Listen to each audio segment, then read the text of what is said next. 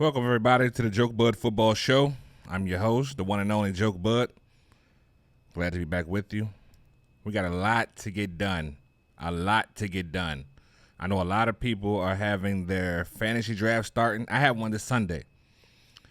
Check me out on IG at Joke Football Show. No, at Jokebudd Show.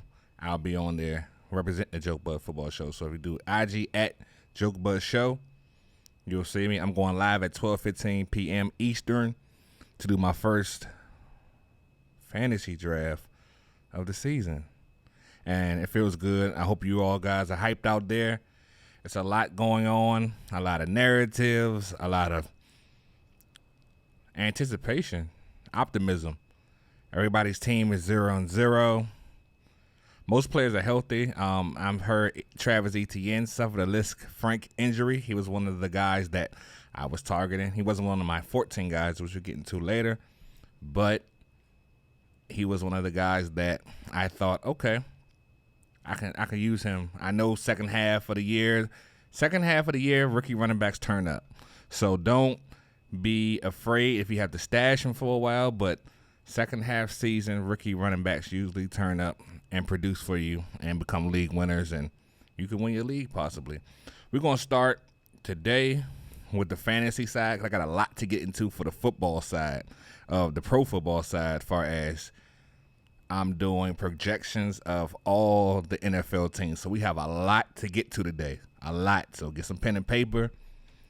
My YouTube link is in IG. And go to Facebook. It'll be on there. We have a lot to get to today. We're going to start with fantasy sleepers, but this is for a 0.5 PPR league. I think 1 point PPR leagues are childish unless you are offsetting that with the quarterback only getting 4 points per passing touchdown. So you can do it like that if you want, but half point PPR, 6 point touchdown for your quarterback. That's the standard that I play. You can offset that some with the strategy and advice I give you, but that's the rule I play. And ladies, I'm going to do a show just for you because I know you're probably wondering, oh, I want to get into fantasy football as well, but nobody's ever taught me. And we're going to do that. So look forward to that. Even if I have to slide it in on an IGTV, we're going to do it somehow, some way. But ladies, I'm not thinking about you. So we're going to get into the fantasy sleepers. My first is David Montgomery. I'm not for sure why nobody's waking up to him. He had a heck of a second half of the season. I think he got it rolling. We need to pay attention to him. Don't sleep on David Montgomery. I'm looking forward to him. If I can catch him in the second or third round, I'm going to say the third. I'm not for sure how the turnaround is for him, his ADP, but be on the lookout for David Montgomery. He's the Chicago running back. Just in case you don't know, if you're new to fantasy football, it's all good. I'll take care of you. He's the Chicago Bears running back, David Montgomery. Second, I have Myles Gaskin, Miami running back. Right now, he's being overlooked. Coach Flores, the head coach of the Miami Dolphins, is saying they're going to go with the committee, hot hand. Listen, Myles Gaskin, when healthy, has the goods. He can catch, he can rush, he can do a lot of things that's going to help your team, especially when you're in a PPR league. He catches the ball effortlessly. He can make a man miss, and it's always big when your running back can make the first person miss. That's key with them, first person miss. If you're not keen on drafting a quarterback early, number 3 is Ryan Fitzpatrick, a.k.a. Fitzmagic. He is the quarterback of the Washington football team. I have a lot of love for him. He's won me some leagues years back. Above all else, he's going to down the field for you. He's going to give it all he got, and I can live with that at the end of the day. He's going to sling the rock. He has targets. Curtis Samuel is coming back. I heard he's off the PUP list. Terry McLaurin, Logan Thomas, Antonio Gibson, J.D. McKissick. He has some weapons. Number 4 is Elijah Moore from the New York Jets. He just had an injury. I'm trying to stay up on it. I'm not for sure if it's going to linger into the regular season or not, but Elijah Moore is definitely going to be a wow factor type player that people are not going to see coming. Elijah Moore, New York Jets. Number 5 is Will Fuller from Miami Dolphins. He has a 1-game suspension to serve, but it's 17 games this year. If you could take the L on the first game, just get some insurance. Maybe get you a wide receiver 2 or 3 to fill in that spot. But he's going to do some big things. Big play target, big play threat all the time. You have to pay attention to Will Fuller. Number 6 is Mecole Hardman, the wideout of Kansas City. I really think this is the year, the make or break year for him. So I'm giving him the nod and put him as a sleeper. He should hopefully win the wide receiver 2 spot. He's a super downfield threat, big play threat. He just has to put it together on a consistent basis. I've seen him make a big play in the preseason game. So I think he's turning the corner. Mecole Hardman. Number 7 is Damian Harris, the running back from New England. I'm not sure how much he's a sleeper anymore. I just gotten word that recently the Patriots traded Sony Michel to the LA Rams. So it's one less person in the backfield. So he's going to get a lot of dedicated touches, game in, game out. With Cam Newton at the helm, you have to watch out for the goal line because Cam may run it in from the 1 and take care of that. Number 8 for me is Zach Moss, running back from Buffalo. He's dealing with an injury as well, and he was on his way to securing the number 1 RB spot for the Buffalo Bills.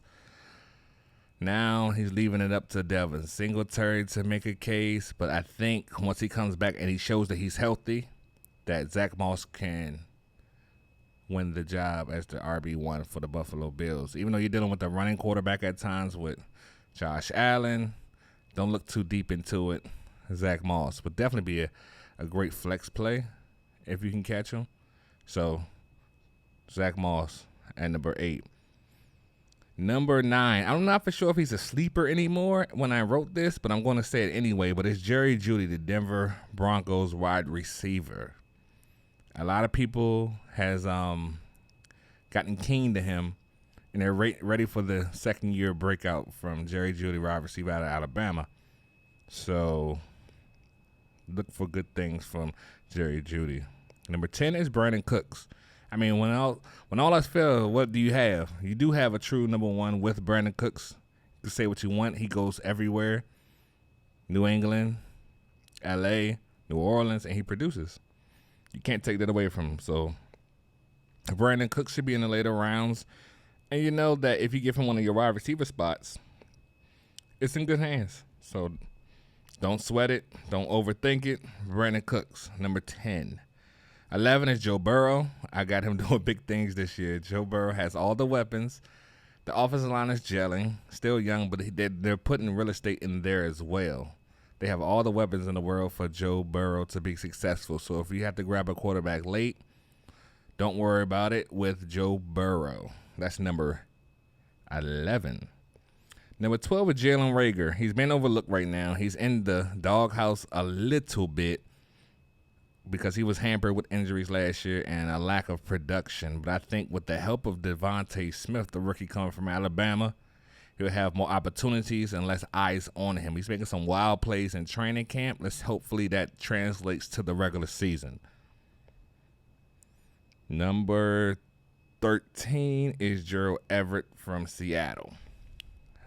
Every now and then, there's a play to be made with the Seattle Seahawks that involves the tight end. I think Gerald Everett, super athletic enough to make those plays. They get that comfort blanket from Gerald Everett. Russell Wilson needs. He always makes the tight end position looks good, and he goes to it a lot. So Gerald Everett, if he gets stuck in a hole, will be a good selection at 13. And 14.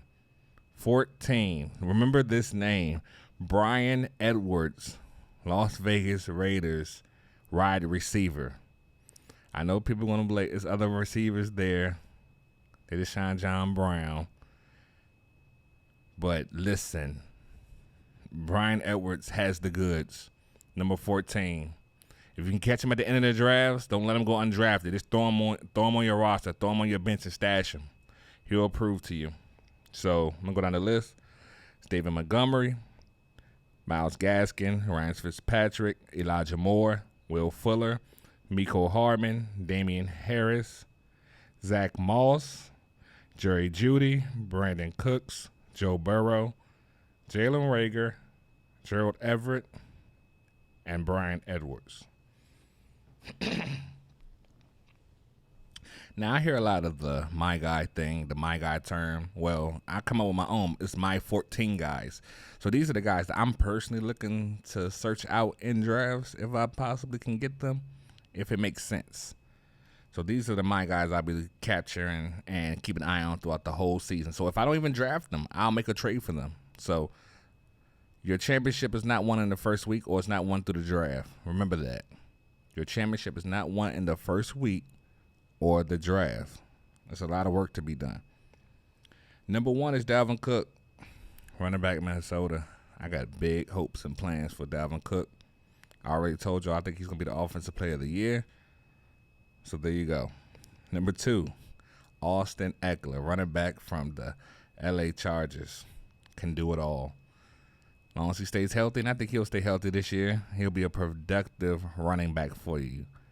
You'll be thanking yourself that you selected him. Some people picking him late first, early second, if you're doing 14-man leagues. So definitely look out for Austin Eckler. Number 3 is Antonio Gibson, running back from the Washington football team. I think it's his time to take it up a notch, and I'm hearing reports that they're trying to implement him into the Christian McCaffrey role. So that means he's going to stay on the field all day. So that's a lot of production there. Number 4 is his teammate, Terry McLaurin. Every year he was on the cusp of being a top 10 wide receiver, but almost hampered by an injury or lack of quarterback play. So I think this year, Terry McLaurin takes it to the next level. So I'm definitely looking for Terry McLaurin. Number 5 is J.K. Dobbins. Man, he's ready. He's the running mate of Lamar Jackson. I got big plans for the Baltimore Ravens, so he'll be a part of that juggernaut offense. So don't overlook him. If you got to reach a little bit, maybe. But J.K. Dobbins is a for sure RB2 this year. For sure. Maybe an RB1 by the end of the year. Number 6 is also one of my sleepers, David Montgomery. Number 7 is also one of my sleepers, Jerry Jeudy. Number 8 is Deebo Samuel, being overlooked. A lot of people are high on Brandon Ayuk. They're almost the same player. I think Brandon Ayuk is just a little more athletic and a little more wild type of player, more highlight reel-ish. So Deebo will be there. As long as he's healthy, he'll be there. Number 9 is Chase Claypool. Big play Chase.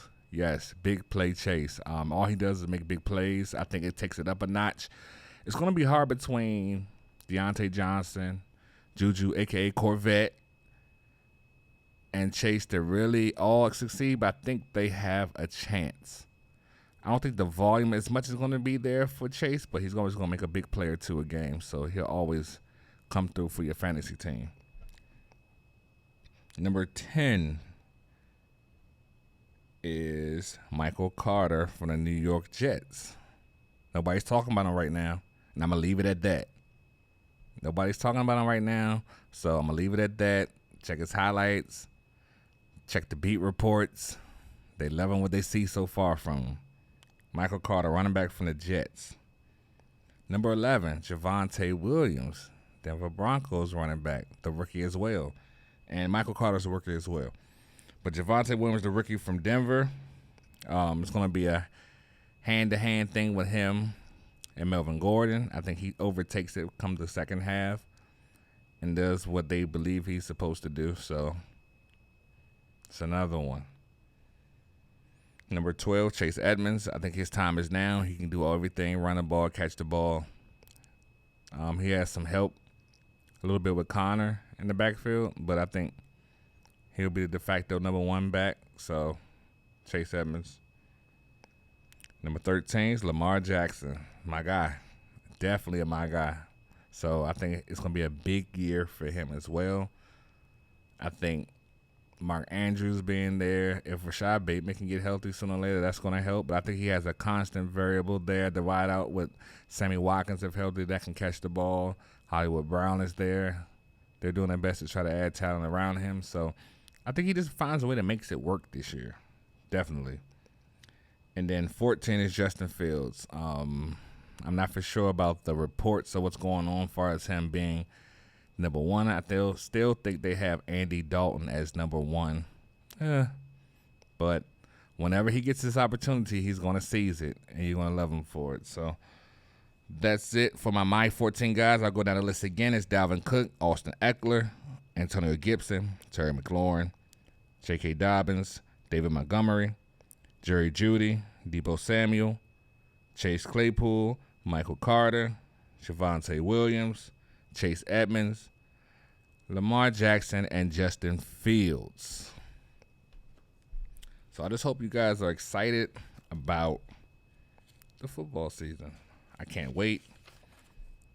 I cannot wait. I just have the studio just hooked up with DirecTV finally. I am all set to go. I will definitely be watching my Colts games, as you see the hat, when we get started. I can't wait for week 2. Me and a good friend of mine is finally taking him finally to Indianapolis, for he can finally turn himself in and become a Colts fan for life. He's been a Colts fan for years. He hasn't been in Indy. He's never taken a trip to Lucas Oil. He'll get to see the Peyton Manning statue and see how Indianapolis does their thing for celebrating football.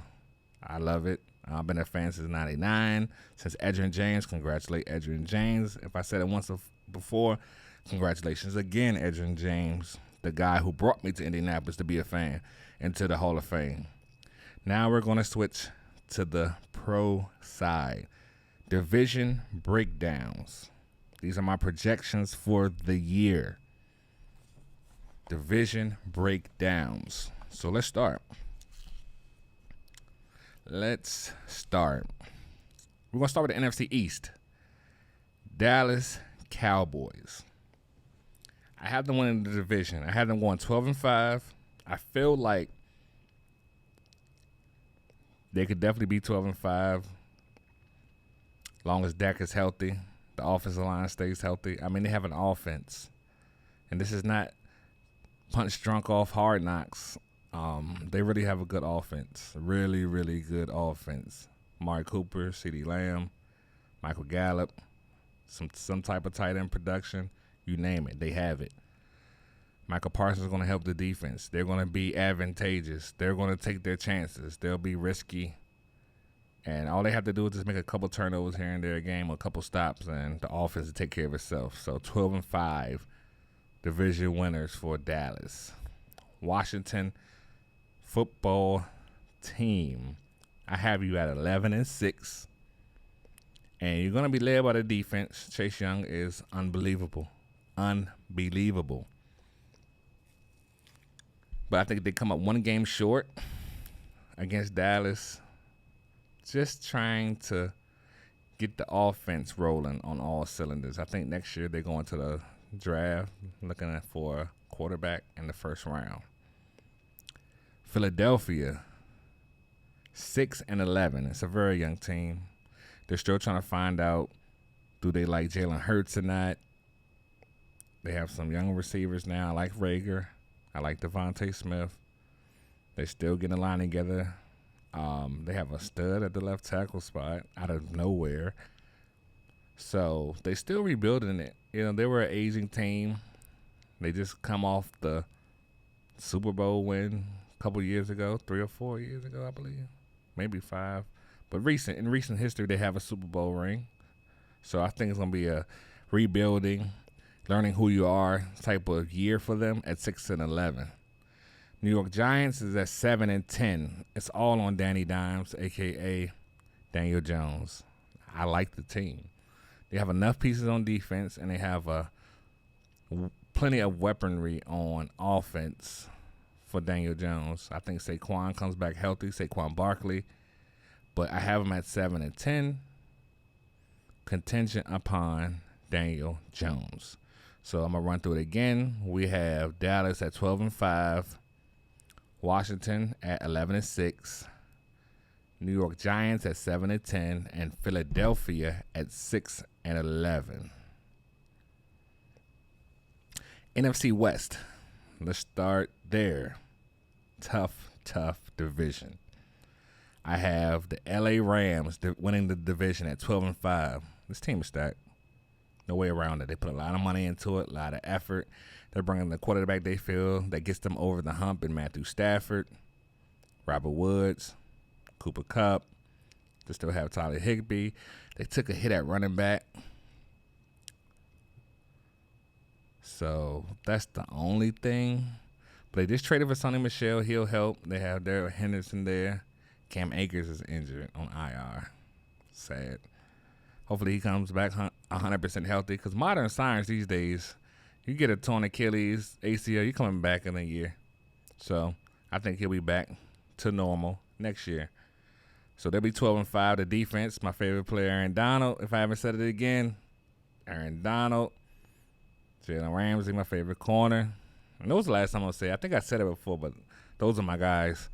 And they have a plethora of other supportive pieces on the defense. So they have enough to win it if they wanted to, which they want to, but I don't know if they will. So LA Rams 12-5. San Francisco 11-6. It's up to Kyle Shanahan about the quarterback decision, but I think the more as we go on, I think Trey may need a little time, but the best teacher's experience. The best teacher's experience. So I'm stuck in between. I don't know. But they got some good pieces on defense. Nick Bosa makes his return. I think he'll be fully healthy, and the rest of them, Fred Warner. I like Trey Sermon backing up Raheem Mostert in case Mostert gets hurt, who's kind of off injured, but I love when he plays. Fast as lightning. Deebo Samuels, Brandon Ayuk, George Kittle. Big question mark. I believe he's healthy this year and turns it up. So I have them at 11-6. Seattle. Russell Wilson's team finishes at 10-7. I still think they're caught in between letting Russ cook, or they're going to run the ball. So I think they're still going to go back and forth this year. I'm not for sure about the defense. Adams got paid. Safety got paid. Can he stay healthy? Bobby Wagner seems to always be the last guy out there making plays every game, every year. Need some help. So I got them at 10-7. Arizona 9-8. I'm still stuck between does Kyler makes this next step or not. I'm not for sure. I hope he does, though. They have pieces there. They have D-Hop. I like Chase Edmonds. I like Connor in the backfield. They have some pieces, defensive pieces. Chandler Jones coming back. J.J. Watt's there. Buda Baker. Ooh, Buda Baker's for real. Reminds me a lot of the Honey Badger, who's my favorite safety, by the way. So, definitely.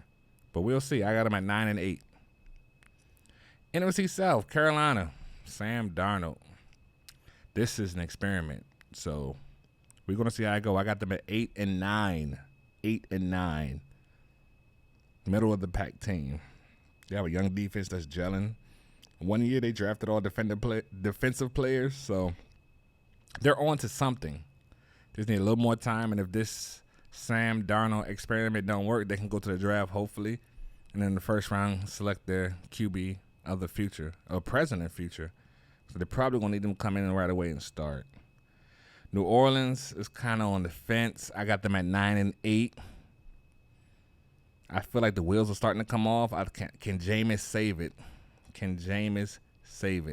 I think it's all up to him. Nobody else.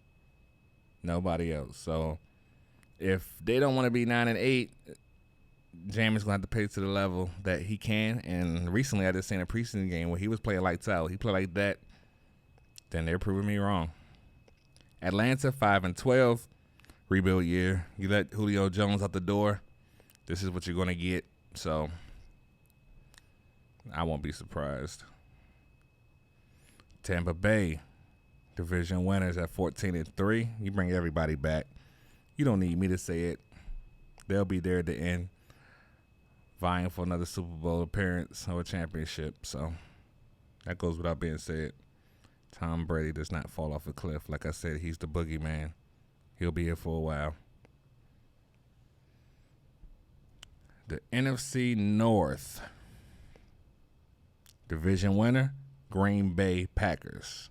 It's the last dance for Aaron Rodgers, he says. Okay, we'll see. Hopefully they go out with a bang, at least get to the Super Bowl. I would like to see that, definitely. Minnesota Vikings at 10-7. 10-7. It's like they have enough, but then they don't. Can they stay healthy? They'll ride Dalvin Cook, Justin Jefferson for the offense. I think Adam Thielen will be a supportive role. So I got them at 10-7. Detroit is at 5-12. Coach Campbell is in the middle of a culture change, and that's good, but is everybody going to be on board? So I still think he's in the process of going to have to weed everybody out, and the ones who are with it or not with it have to go. These ones have to stay. So it's going to take a while. It's a process. So hopefully he gets the time that's needed. Hopefully he went into the interview process and let them know, like, this is not going to be no 1 or 2 year thing. This is going to take some time to get the pieces in to do this the right way. Chicago is 6-11. Somehow, some way, I just don't feel like they put Justin Fields in later, and then say, "Here, take it, take the keys to the car, drive it." When they should have been preparing him all along. So, Green Bay 12-5, Minnesota at 10-7, Chicago at 6-11, and Detroit at 5-12.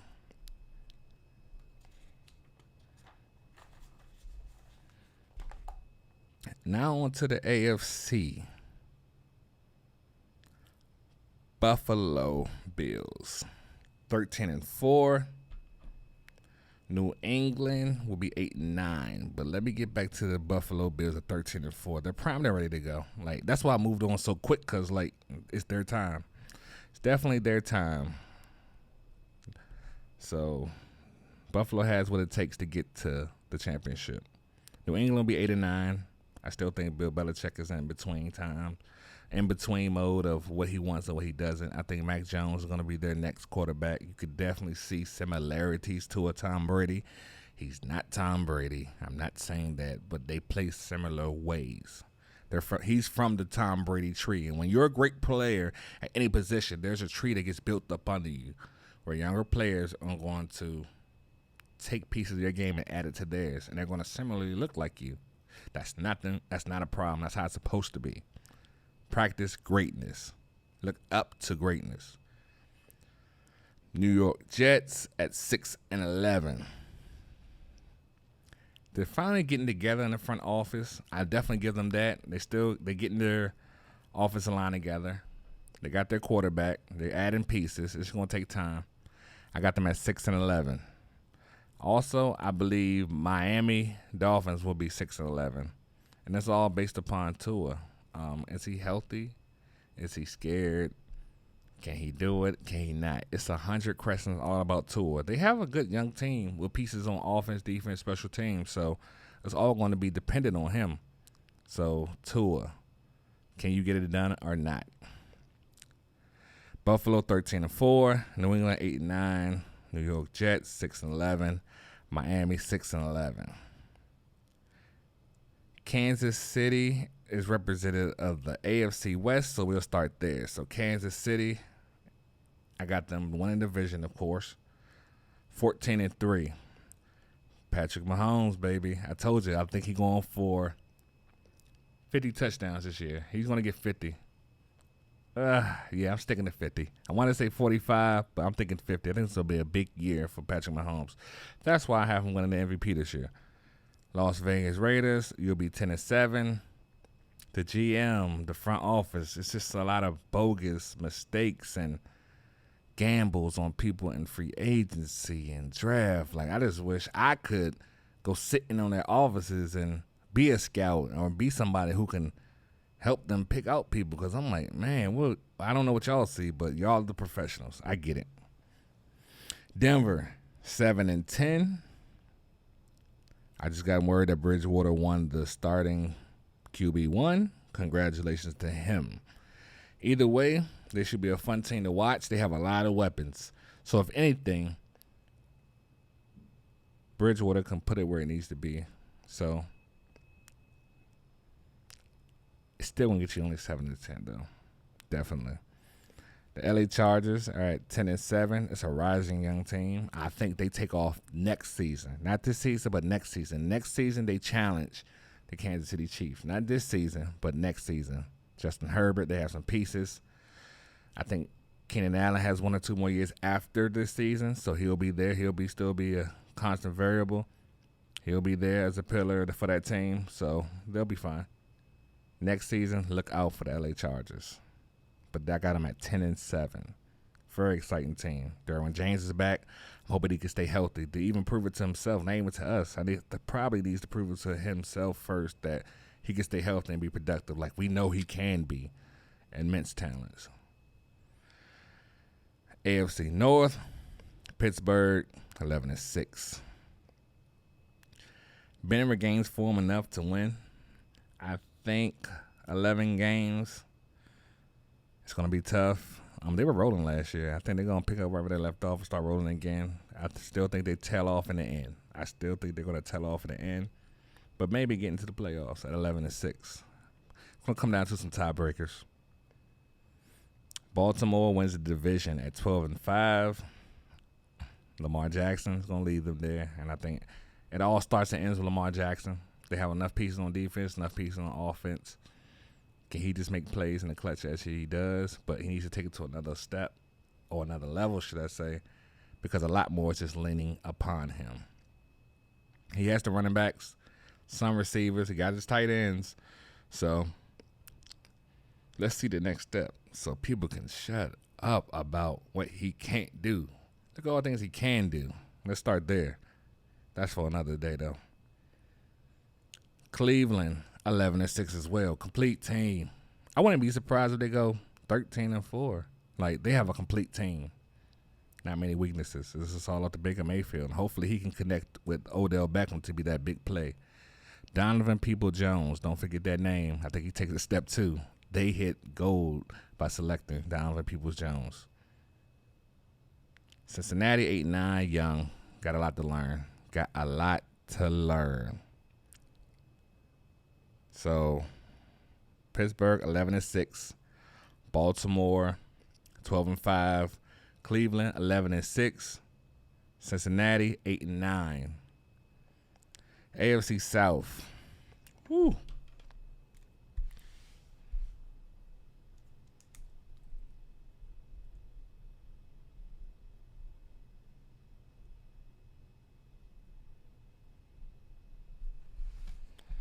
AFC South. Tennessee gets 12-5. They won the division.